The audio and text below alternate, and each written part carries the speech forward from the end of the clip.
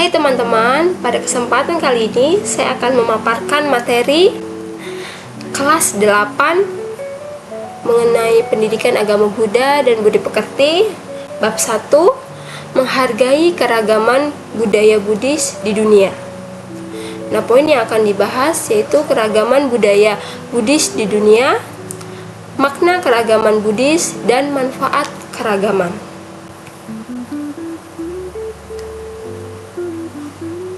Keragaman budaya Buddhis di dunia. Buddha adalah seorang guru welas asih yang piawai membabarkan dharma yang sesuai untuk orang-orang dengan latar belakang, minat, dan kecerdasan yang berbeda-beda. Disebutkan Buddha telah membabarkan dharma sebanyak 84.000 ajaran. Banyak dhamma yang dibabarkan, tetapi tujuan sama, yaitu mencapai pencerahan dan kebebasan bagi diri sendiri maupun makhluk lain. Ajaran Buddha berkembang dua tradisi, yaitu Theravada dan Mahayana. Theravada mengandung ajaran yang disampaikan Buddha kepada para siswanya yang ingin mencapai kebebasan. Perkembangan ajaran Buddha dihimpun dan ditulis pada lembar daun lontar dalam forum Siding Sangha atau Sidang Sangha. Ajaran Mahayana dibabarkan Buddha kepada siswanya yang berminat dalam jalan bodhisattva dan kebudaan. Dua metode latihan Mahayana yaitu Paramitayana dan Vajrayana.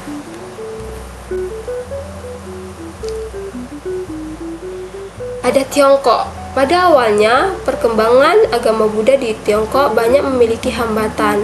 Dalam beberapa Tiongkok, agama Buddha dianggap sebagai budaya luar yang dapat mempengaruhi masyarakat. Setiap tahun, masyarakat Tiongkok menyelenggarakan festival kue bulan pada pertengahan musim gugur.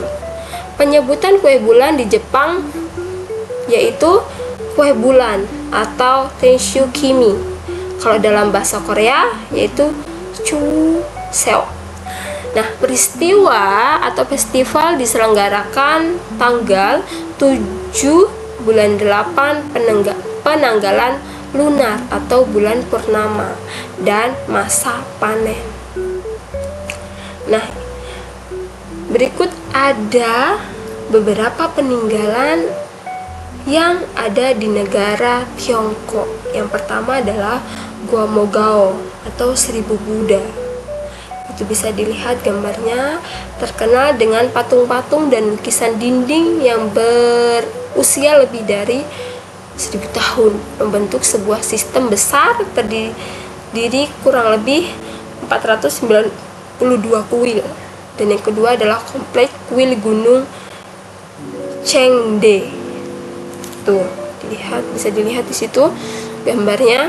Terus yang ketiga ada istana bersejarah Potala. Dia menyerupai bangunan-bangunan besar. Terus yang keempat ada patung Buddha raksasa Lenshan. Nah, itu ada patung yang sangat besar, jadi raksasa. Terus yang kelima ada pahatan batu Danzu. Bisa dilihat di gambar. Dan yang keenam itu ada Gua Longmen atau koleksi seni Tiongkok. Dilihat gambarnya. Terus berikutnya ada Gua Guayung Ang. Itu ada gambar, bisa dilihat. Dan yang terakhir ada Gunung Wutai atau Gunung Suci. Di situ ada beberapa peninggalan dari Tiongkok, bisa dilihat dan dibaca kembali. Di dalam bukunya ada berdirinya pada tahun berapa. Nah, di negara Sri Lanka. Sri Lanka merupakan salah satu negara pulau yang berbatasan langsung dengan India. Secara tidak langsung, Sri Lanka menjadi saksi sejarah yang terus bertahan sejak zaman kehidupan Buddha hingga saat ini. ketika agama Buddha di India menyusut akibat peperangan, agama Buddha di Sri Lanka tetap lestari dan tumbuh karena lokasinya yang terpisah dari daratan dunia. Nah, itu ada 3 peninggalannya yang bersejarah. Itu ada Kota Suci Anuradhapura. Nah, itu bisa dilihat. Terus yang kedua Kota Suci Kandy. Terus yang terakhir ada kuil emas Dambulla. Nah, itu ada gambar Buddha di situ disebut kuil emas. Berikutnya negara Jepang. Sebelum agama Buddha masuk ke Jepang, orang Jepang telah memiliki agama tradisional mereka sendiri, yaitu Shinto. Agama Buddha yang berkembang di Jepang berasal dari Korea pada abad ke-5 Masehi. Sejak itu, agama Buddha memberikan pengaruh besar pada perkembangan budaya masyarakat Jepang hingga saat ini. Nah, itu ada beberapa peninggalan berupa monumen bersejarah Kyoto kuno pada abad ke-19 Masehi. Terus berikutnya desa bersejarah Shirakawa Go dan Gokayama abad ke-8 Masehi. Terus yang berikutnya Gunung Fuji. Sudah familiar kita dengar, yaitu dia pada abad ke-12 Masehi. Nah, berikutnya negara Tibet. Tibet pada saat ini termasuk dalam wilayah kekuasaan Tiongkok. Namun, secara umum, masyarakat dan adat istiadat Tibet berbeda dengan budaya Tiongkok umumnya. Tibet sebelumnya merupakan kerajaan yang memiliki banyak anggota sangha yang mengabdikan hidupnya. Nah, itu bisa dilihat gambarnya. Itu contoh biku-biku yang mengabdikan dirinya. Nah, berikutnya Semenanjung Indochina. Nah, Semenanjung Indochina ada beberapa negara di dalamnya, yaitu Thailand, Myanmar, Vietnam, Laos, dan Kamboja. Terus ada negara Mongolia. Mayoritas penduduk Mongolia beragama Buddha. Agama Buddha masuk ke wilayah Mongolia pada abad ke-12 sampai 13 Masehi. Nah, itu contoh peninggalannya. Lansekap budaya lomba Orkhon. Itu bisa dilihat gambarnya. Nah, berikutnya adalah negara Thailand. Thailand merupakan sebuah negara yang memiliki tradisi dan budaya yang unik. Keunikan budaya dan tradisi Thailand dipengaruhi oleh budaya Buddhis yang telah lama mengakar di negeri gajah ini. Meskipun menjamin kebebasan beragama bagi warganya, tetapi lebih dari 95% penduduk Thailand beragama Buddha. Ciri khas utama agama Buddha di Thailand ialah adanya tradisi penasbisan, sementara setiap pria Thai untuk menjadi biku. Jadi julukannya adalah ciri khasnya tradisi penasbisan. Peninggalan adalah yang pertama kota bersejarah Konhothai abad ke-13 sampai 14 Masehi. Bisa dilihat itu gambarnya. Terus kota bersejarah selanjutnya itu adalah Ayutthaya pada 1950 Masehi dan dihancurkan pada abad ke-18 Masehi. Nah, bisa dilihat itu baru dibangun terus dihancurkan. Ya, berikutnya adalah Myanmar. Myanmar merupakan negara yang menyimpan banyak kekayaan budaya dan tradisi Buddhis, diperintah oleh junta militer dalam waktu yang sangat lama. Negara ini mampu melestarikan warisan Buddhis yang lebih didominasi dengan tradisi Theravada punya. Lebih dari 89% penduduknya beragama Buddha. Myanmar terdapat festival Thanding. Nah, itu jangan lupa festivalnya adalah Thanding. Bisa dilihat itu gambarnya. Semua masyarakat menyalakan lilin penerangan. Vietnam. Vietnam mempunyai banyak penganut agama Buddha. Lebih dari separuh penduduk Vietnam beragama Buddha. Agama Buddha yang berkembang di Vietnam mendapatkan pengaruh dari Tiongkok. Sutra-sutra Mahayana seperti Sutra Teratai dan Sutra Amitabha.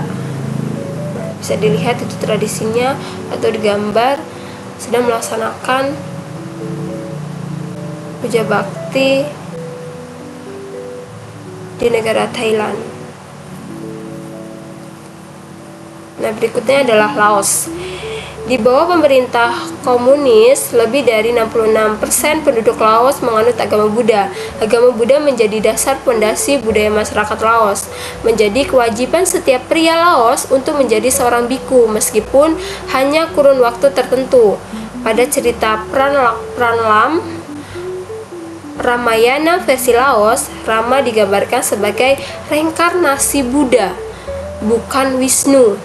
Festival di Laos disebut Sampeh Preh. Bisa dilihat itu.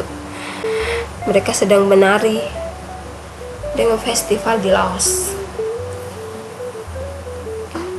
Kamboja. Kamboja merupakan negara dengan pemeluk agama Buddha terbanyak di Asia Tenggara. Terdapat lebih dari 95% penduduk yang memeluk agama Buddha di negeri ini. Para biku memiliki peran penting dalam melestarikan agama dan budaya Buddhis di Kamboja. Festival Kamboja disebut Air Bon atau disebut Bon On Tho. Kamboja dipimpin oleh Raja Kundia Jayawarman pada tahun 478 sampai 514. Nah, bisa dilihat itu festivalnya Air dan Bulan. Itu adalah di Kamboja.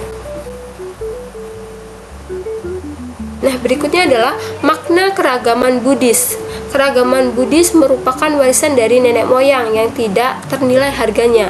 Dibutuhkan waktu berabad-abad lamanya untuk bisa membentuk suatu peradaban yang selanjutnya berkembang menjadi identitas suatu bangsa. Identitas tersebut adalah hasil karya dari generasi masa lampau. Penyebab hancurnya warisan adalah peperangan, bencana alam, polusi, urbanisasi, kemiskinan, ketidaktanggungjawaban para pengunjung. Ada warisan dunia bukan benda, yaitu tradisi, tarian, musik, dan kearifan lokal. Arus perubahan global dapat dengan mudah mengikis warisan dunia, bukan benda, hingga yang paling utama dibutuhkan adalah kepedulian dari masyarakat waris. Hal yang harusnya dimaknai bahwa umat Buddha tidak boleh lupa bahwa meskipun warisan tersebut bukan milik bangsa kita, tetapi dengan mempelajari, mengetahui, dan melestarikannya, kita akan dapat memahami pandangan dan cara berpikir bangsa lainnya. Nah, ada manfaat keragaman. Yang pertama adalah kesehatan mental. Kesehatan mental yang paling penting adalah yang paling penting. Untuk mendukung itu, individu harus berusaha meningkatkan kesehatan mentalnya dengan menjalankan sila. Cara menyembuhkan penyakit ialah memperbaiki pola makan atau praktik vegetaria. Kalau dalam agama Buddha menekankan atas sila atau 8 aturan pada tanggal 1, 8, 15, 23 menurut penanggalan lunar atau bulan. Terus manfaat berikutnya adalah seni Buddha. Sejak abad ke-5 sebelum Masehi sampai abad pertama sebelum Masehi, seniman India menyusun kitab suci yang bertema sejarah kehidupan Buddha. Itu seninya. Terus arsitektur Buddhis, contohnya itu adalah stupa dan wihara. Fungsi stupa adalah untuk menghormati dan menyimpan relief Buddha. Terus berikutnya manfaatnya musik Buddhis. Contohnya adalah Somyo, adalah gaya nyanyian Buddha di Jepang. Alat musik ritual termasuk mangkuk menyanyi, lonceng, tinsa, drum, sambal, alat musik tiup, dan yang lain-lain. Terus yang terakhir adalah manfaatnya festival Buddhis. Di Myanmar ada festival pagoda. Di Tibet ada festival tarian tradisional. Itu adalah festival. Nah, ini adalah contoh-contoh soalnya.